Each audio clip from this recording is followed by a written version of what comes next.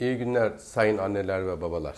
Sizinle bu haftada öksürük konusunu konuşmak istiyorum. Kısaca yine kendimi tanıtayım. İsmim Cihangir Ertekin.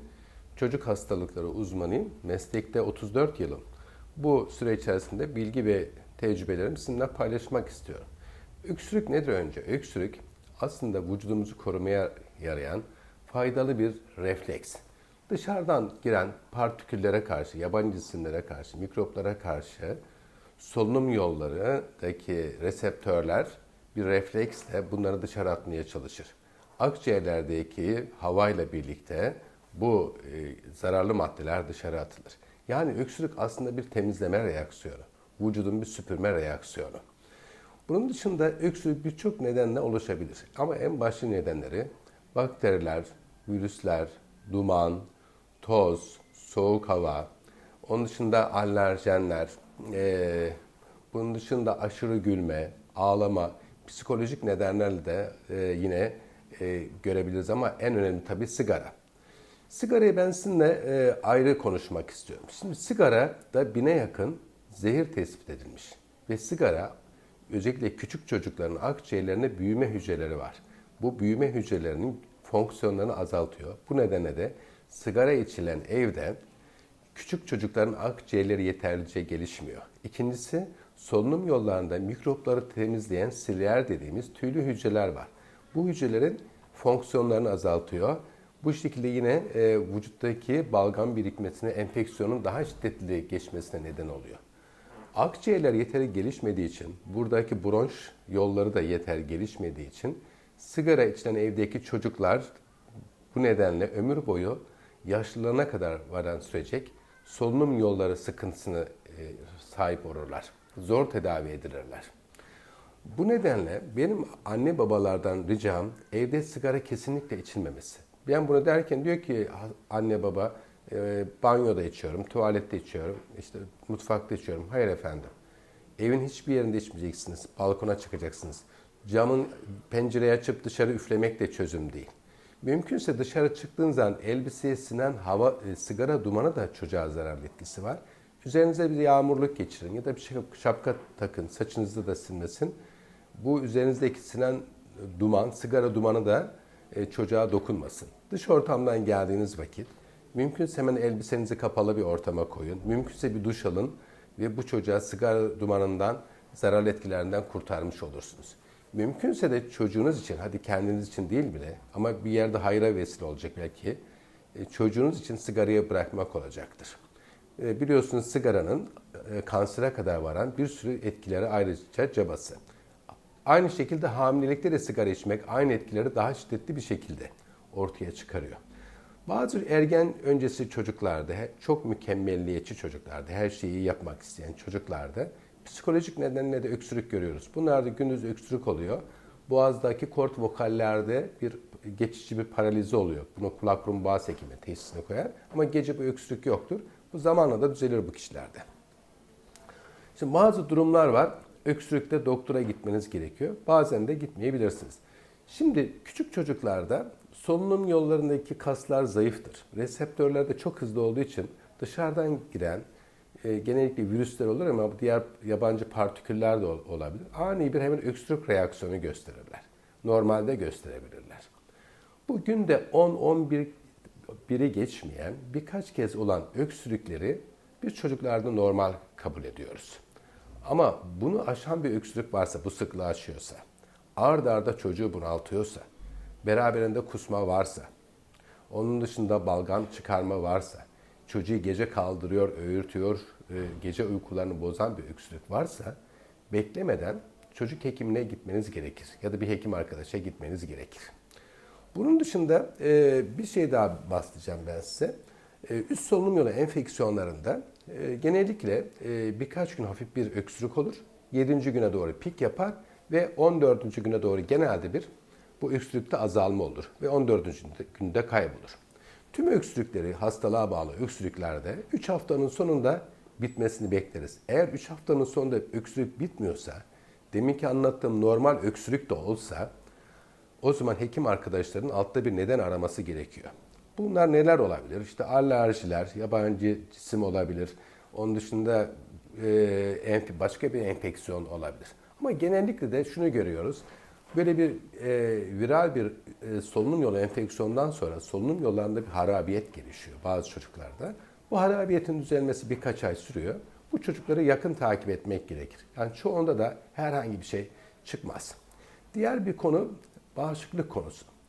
Normal bir çocuk 6-7 yaşında geçirdiği sık sık enfeksiyonlarla bir erişkin seviyesi bağışıklığına erişir. Aslında her geçirdiği viral enfeksiyon bir aşılama gibidir. O yüzden küçük çocukların 6-7 yaş altında çok sık enfeksiyon geçirdiğini görürsünüz. Bundan sonra bağışıklık yükselir ve erişkin düzeyine erer. Burundan gelen yeşil akıntılar çocuklarda 7-10 güne kadar normaldir. Ama 7-10 günden sonra hala yeşil burundan akıntı geliyorsa antibiyotik düşünebilir. Bunun da normal olduğunu bilmeniz lazım. Şimdi kapalı ortamlar, insan kalabalığının çok yaşadığı ortamlar maalesef bu tür öksürüklerin artmasında, viral solunum yollarının bulaşmasında çok son derece önemli. Mümkünse açık ortamları tercih edin. Yazın ya da kışın da olsa güzel havalarda güneşlenmek, güneşte kalmak, temiz havaya teneffüs etmek solunum yollarına iyi gelecektir. Sıcak hava solunum yollarına kötü etkisi var. Serin hava, odayı havalandırmak, gerekirse çocuğunuz kucakta öksürük krizinde balkonda tutmak serin havada öksürüğe iyi geldiğini göreceksiniz. O yüzden evinizi, odanızı sık sık havalandırmanız gerekir. Tedavide neler yapılır? Önce şunu anlatayım. Tedavide yapılan yanlışlıklar var. Birincisi aileler gidiyor kendi başına bir öksürük şurubu alıyor. Bu son derece yanlış. Alttaki nedeni gizlerseniz ve mikropların daha çok yayılmasını, hastalığın daha ileri seviyeye gitmesine sebep olursunuz. Diğer bir yanlışlık da öksürüğü var, çocuğu evde bekletiyorlar. Ben diyorum ki çocuğunuzun öksürüğü var, tamam o gün getiremediniz ama ertesi gün doktora getirin. Genellikle hastalarıma şöyle konuşuyorum ben. 2-3 günde getirirseniz şurupla düzeltirim. Örneğin 4-5 günde getirirseniz iğneyle düzeltirim. Ama bir hafta beklemişseniz hastaneye yatar. Daha da geciktirirseniz Allah korusun artık çocuğunuzu. O yüzden bu tür deminki anlattığım nedenlerle öksürükleri varsa bekletmeden doktora gideceksiniz. Doktor bunun tedavisini yapacak. Şunu önce belirteyim. Hastalar geliyor bir anda öksürüğünü şıp diye kes. Hem bu zararlı iyi bir şey değil. Ne demiştik? Öksürük bir savunma reaksiyonu, temizleme reaksiyonu. Bir anda öksürüğü kesmek iyi bir şey değil. Ama çok bunaltan öksürüklerde hastaya yardımcı olmak için bazı ilaçlar verebiliyoruz. Ama aniden kesmiyoruz. Böyle bir şey yapmamız zaten yanlış. Şimdi bu öksürükle ilgili tedavileri hekim düzenleyecek ama o poliklinik yoğunluğu anında belki hekim arkadaşların size anlatamayacağı bazı destek bilgileri vermek istiyorum ben size. Evde yapabileceğiniz bunlar konular. En önemlisi sudur, ılık su. Bol su içirin. En güzel öksürük ilacı. Onun dışında ben size bazı bitkisel ilaçlar vermek istiyorum. Bunlar içerisinde en iyisi gelen hatmi çiçeği çayı. Bu sütle yapılıyor. 3-4 tane tohum atıyorsunuz. 3 dakika kaynatılıyor, süzülüyor. Az bal ilave edebilirsiniz. Bu iyi bir içecek örneği. İkincisi, karanfilin antiviral etkileri var. O yüzden karanfili bitkisel çoğu çayınıza koyun. Diğer bir çay tarifini size şöyle verebilirim. Ihlamur, bunun içerisine ayva kabuğu ya da elma kabuğu çekirdekleriyle kaynatın. Az yine karanfil katın. Çok iyi geldiğini göreceksiniz.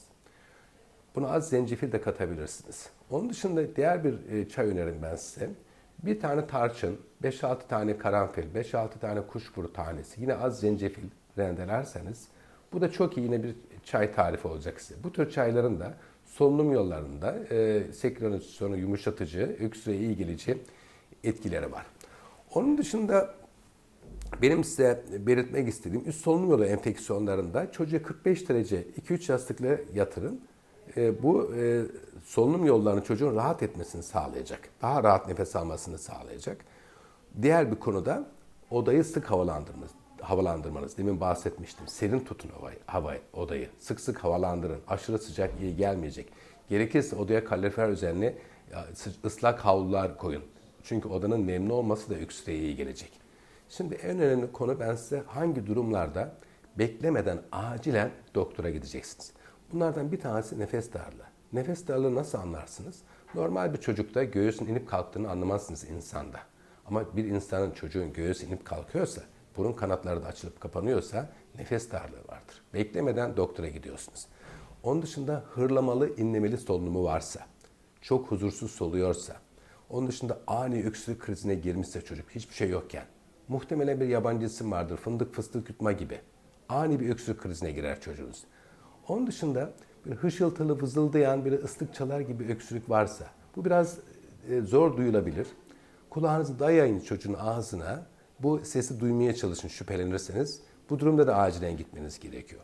Onun dışında morarma varsa, dudaklarında, parmak uçlarında yine beklemeden gitmeniz gerekir. Kanlı balgam çıkarıyorsa veya 39 derecenin üstünde ateşi var ve öksürük varsa yine acilen gitmeniz gerekiyor. Diğer önemli bir konu, havlar gibi öksürüyorsa, havlar gibi öksürük kuş palazının belirtisi. Kuş palazına neden korkuyoruz? Özellikle gece çocuk ani tıkanıyor. Bu tıkanık olmadan hekime gitmeniz gerekiyor. Ben sizinle yine kısaca bilgilerimi paylaşmaya çalıştım. Paylaşırsanız, abone olursanız ücretsiz sevinirim. Biliyorsunuz hayatta iki şey var. Paylaştıkça çoğalan, sevgi ve bilgi. Ben size bunları paylaştım. Sağlıklı kalın, hoşça kalın.